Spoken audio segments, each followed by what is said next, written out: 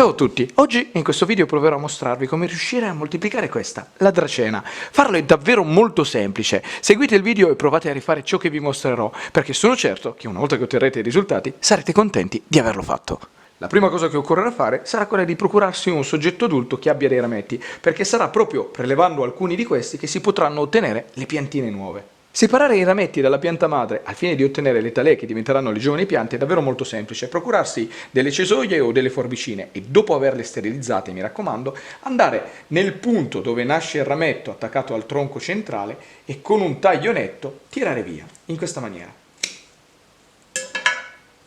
Così facendo si è ottenuto il rametto che diventerà la talea vera e propria. Questa pianta ha ben 4 rami, quindi direi che si può togliere ancora un altro rametto per poter creare una giovane piantina. Quindi stessa operazione ed ecco qua. Alla fine dei tagli, così è come appare la pianta donatrice. Direi che esteticamente non ha perso assolutamente valore ed in più abbiamo ottenuto dei rametti, ben 2, dal quale, se tutto andrà bene, otterremo altrettante piantine.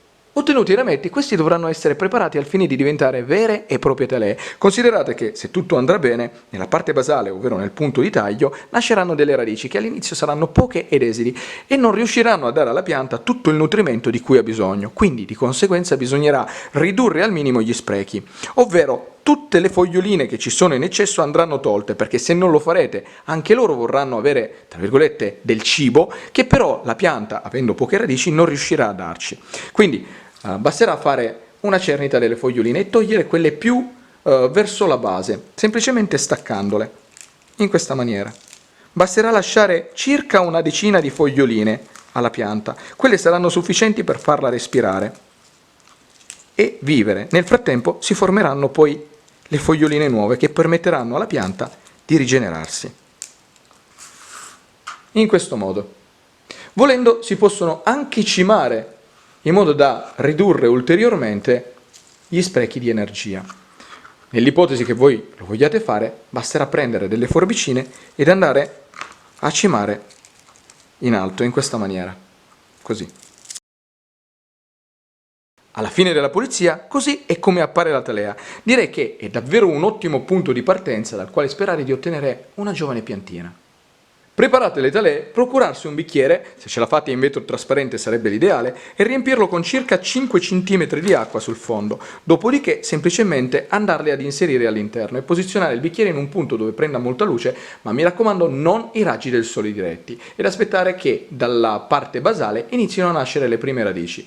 Nel frattempo, se doveste vedere che l'acqua tenderà ad intorpidirsi o comunque a creare muffe, mi raccomando, cambiatela e assicuratevi comunque che ce ne sia sempre e che sia a contatto con la base. Dopo 3 settimane riprendendo i rametti si può notare che in entrambi i casi alla base ci sia già un piccolo apparato radicale che si stia formando.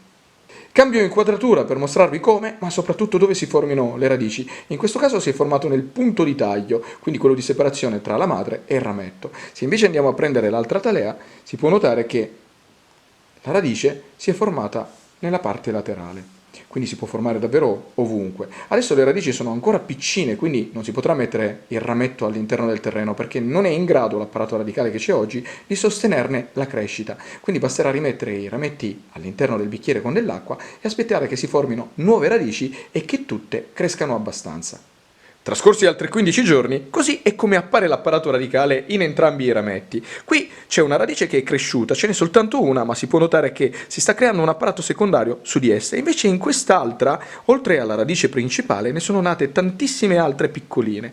Direi che, volendo, questa già si potrebbe mettere all'interno di un vasetto col terreno, perché già così le radici riusciranno a fare crescere senza problemi la pianta. Se invece non si vuole mettere subito nel terreno, basterà lasciarla ancora qualche giorno nell'acqua, l'apparato radicale crescerà ancora e allora a quel punto si sarà certi che la pianta crescerà. Trascorsi altri 20 giorni, riprendendo il tutto, si può notare che l'apparato radicale si è sviluppato davvero molto bene e adesso sicuramente riuscirà a sostenere la crescita e lo sviluppo della stessa, quindi non resterà altro che prendere la piantina e metterla all'interno di un vaso con del terreno. Cambio inquadratura per mostrarvi meglio come appaiono oggi le radici. Sono davvero perfette e ben sviluppate, quindi senza ombra di dubbio si può procedere tranquillamente alla fase successiva. Quindi procurarsi un vaso che abbia un diametro compreso tra i 10 e i 15 cm e sul fondo posizionare circa 2 cm di argilla espansa. La stessa servirà per evitare la formazione di ristagni d'acqua che potrebbero essere davvero pericolosi per la pianta. Messa l'argilla, riempire per metà il vaso con della torba di buona qualità. Se non ce l'avete andrà benissimo del terriccio universale, purché di buona qualità, soffice e drenante. Preparato il vaso si potrà finalmente inserire la piantina all'interno dello stesso, quindi fate un foro nel centro di circa 3-4 cm di profondità e andate ad adagiare la piantina e le radici. Fate attenzione durante questa operazione a non premere troppo perché si rischierebbe di rompere le radici e quindi compromettere tutto il lavoro fatto sinora.